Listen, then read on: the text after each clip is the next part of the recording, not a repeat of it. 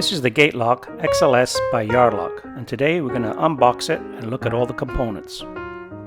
This is the lock, this is the latch cover, this is the spring-loaded latch with the attached stainless steel cable, this is the latch arm, and these are the screws. You'll notice that all the screws are the same size except for one. The long screw goes in the top of the latch, right here. Long screw here, two short screws on the bottom.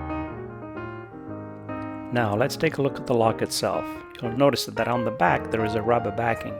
This should not be removed. It installs with the lock itself. Let's take a look inside. You'll find a piece of paper, and this is where you write down your personal code. Keep that in a safe place. Getting back to the rubber backing, this installs with the lock. You'll notice that it's kept in place with two little tabs, 1 and 2. This works in conjunction with the front cover that keeps the whole lock waterproof. Now let's take a look at the latch itself.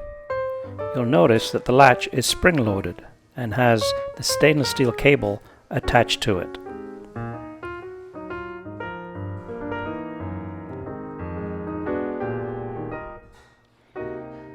Here is the latch arm and all the screws provided.